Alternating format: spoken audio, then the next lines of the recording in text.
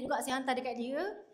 Waktu yang saya sampai dekat airport dulu lah saya cerita. Saya macam tak percaya sebab saya menjejakkan kaki dengan husband. Waktu yang saya pergi ZN dulu saya seorang je.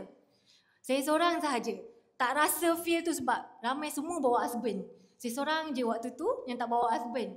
So, bila dah bawa husband rasa mestilah feeling lain, betul tak? Lepas kat airport, naik ke terbang, selfie sekali dengan dia. Sampai dekat sana kita pergi kilang yang kita cakap tadi, Conitec tu. Conitec tu masuk kat dalam tu, apa yang, sebab saya rasa semua dah share kot.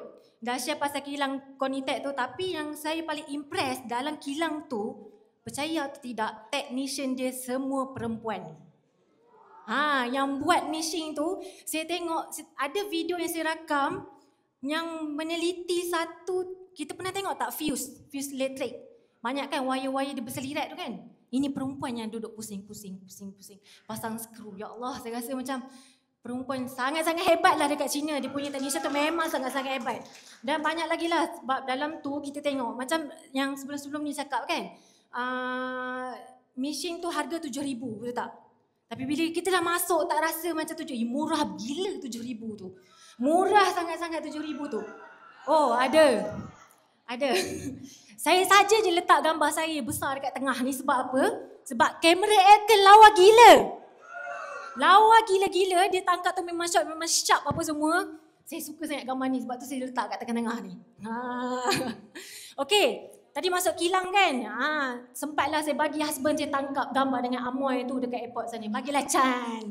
Biasa dia tengok sawo matang je, sampai sana semua putih melepak.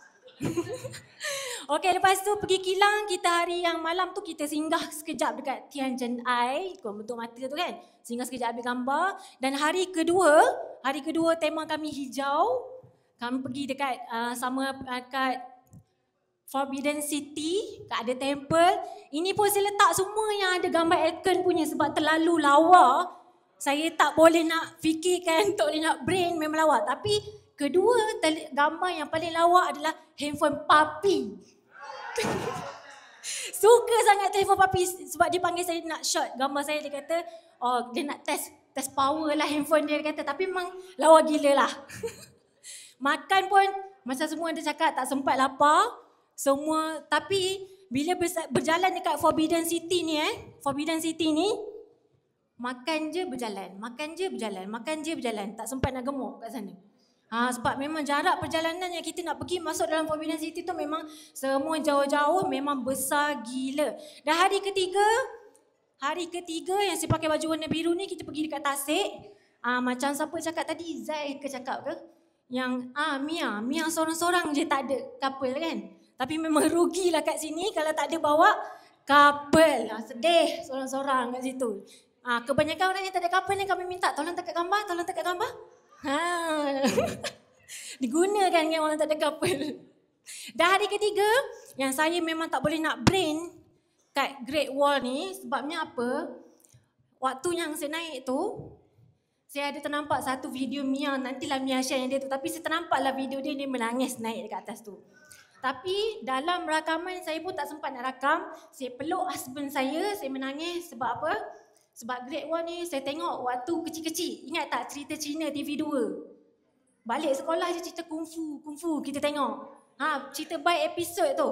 Great Wall tu semua kat dalam TV. Memang tak pernah terfikir pun nak sampai. Waktu sebelum sampai dekat Great Wall tu, memanglah saya tahu nak pergi kat sana. Tapi tak terfikir apa yang saya nampak dekat situ, apa yang saya fikir sebelum ni.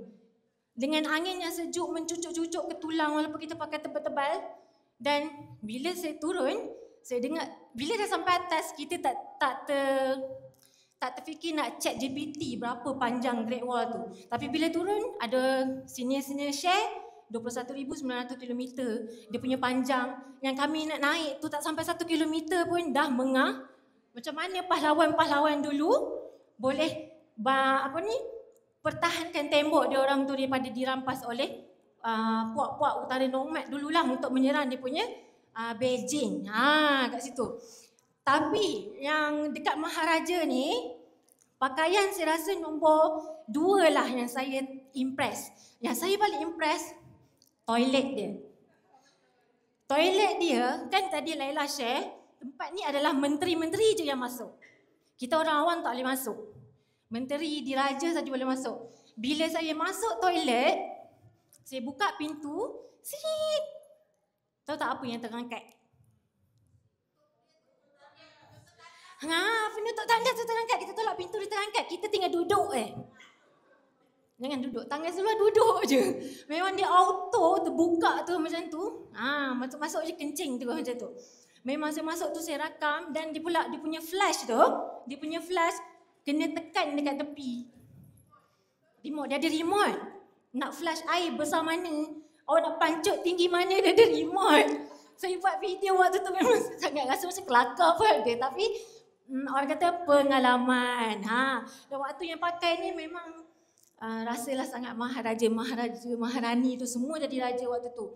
Dan yang ni yang saya paling suka saya dengan Hanani ni, dekat atas satu dia macam tasik lah, dia ada teratai. Okey, teratai ni memang cantik lah. Okay, saya rasa tu saja apa yang saya nak kongsikan. Dan saya nak selepas ni minta maaf tadi saya terlupa. Terima kasih Syarika Elkan. Okey, terima kasih kerana berjaya membawa saya dan juga saya berjaya bawa suami saya sekali pergi sebab waktu Zian dulu saya seorang. Dan kali kedua ni Beijing saya bawa dia. Yunan saya nak bawa dia lagi sebab dia kata dah siap-siap kat saya. Pastikan settle awak punya Yunan, saya nak ikut juga pergi sana. Dia dah warning dah. Okey, saya akan bawa dia lah. So terima kasih mentor, papi mami, Trisa, Kak Arisa Syarul, Coach Shakira, Mami Ana dan Daddy Romzi. Terima kasih dan